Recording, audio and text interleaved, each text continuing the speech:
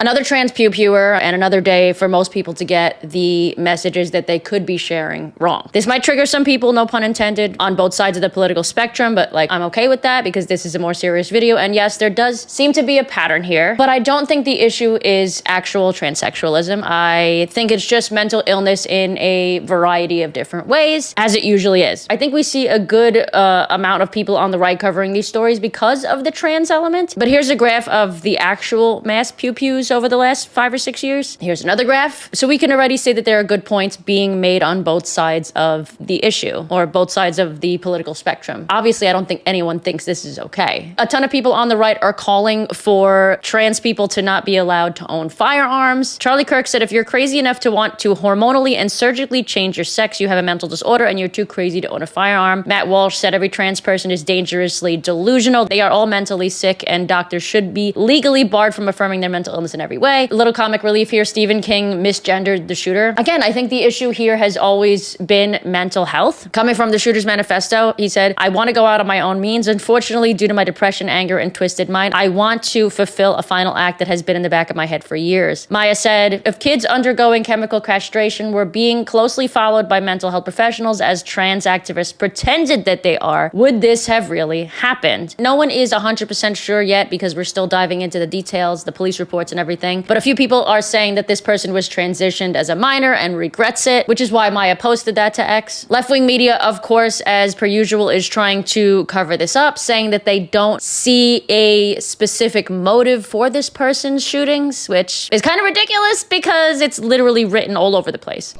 So right now we don't have a clear motive to establish for why he did this at the church today. We're obviously open to every possibility. And we're hopeful that once we are able to go through the scene, all of the evidence that's collected, that we'll be able to better provide answers for our community. Yeah.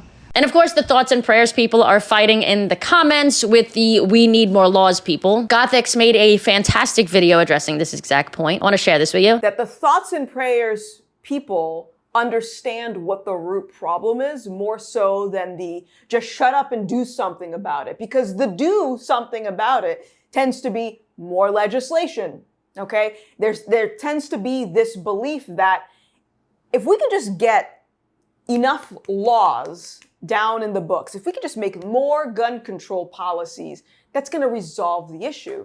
And if that were the case, we wouldn't have mass stabbings. We wouldn't have people driving cars into crowds of people during festivals. We wouldn't have people trying to get creative with how they can harm another person, because the reality is when you take a tool away, it doesn't remove the hate. The hate isn't going to go away just because you say don't hate.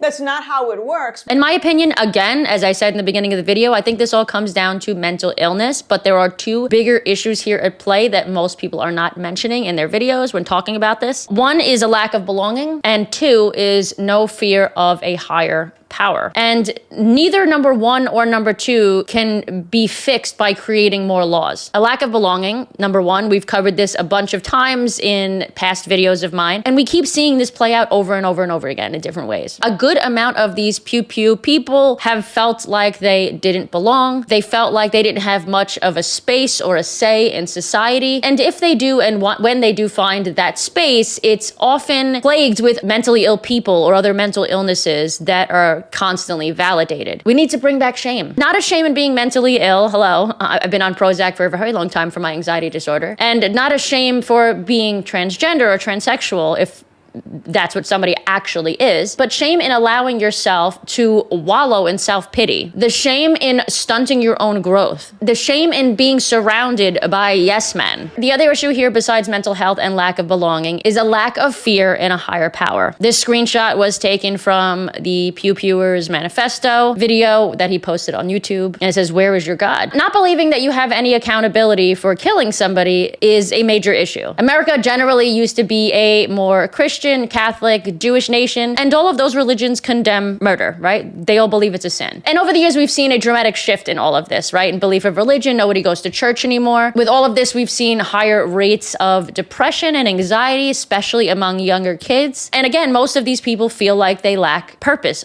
They lack belonging. We used to serve our communities. We used to serve our God and be there for our families. People no longer believe in God. People no longer are having babies. The birth rate in the United States is constantly on a decline. And finding a community is more rare than ever before because of people's extreme black and white thinking. But think about this. If you don't have a purpose, if you don't feel included, and if you don't feel like you're going to be held accountable for your poor actions because you don't believe in a higher power, why wouldn't you resort to doing something insane like this? And of course, for those who are playing devil's advocate in the comments, no pun intended, or maybe pun intended, I know this can go either way because there are some religions that the fear of a higher power, they tell you to kill in the name of that higher power, but that's generally not what has happened in the West, at least in the past, being an overall Christian nation. I mean, the trans people literally said in his manifesto that humanity is overrated. And to someone that doesn't see humans or people being made in the image of God, or even believe that there is a God, they likely won't see humans or people as having inherent value. I understand where this all comes from. And it's a shame, and I've been saying this for quite some time, we all need to really dive deep into spirituality, not necessarily religion, but spirituality, knowing that we're more than just our bodies, knowing that we have a purpose here, that we're all learning together, that we're all here to love and learn and grow and help and teach and all these other things. And unfortunately, I think this is another reminder of that very fact. If you enjoyed this video, of course, hopefully you didn't enjoy the video, but if you enjoyed my commentary on the topic, be sure to click the like button and subscribe. And other than that, I will see you guys back here on Sunday with a excellent video coming soon. It's a good one. Make sure to subscribe so you don't miss it.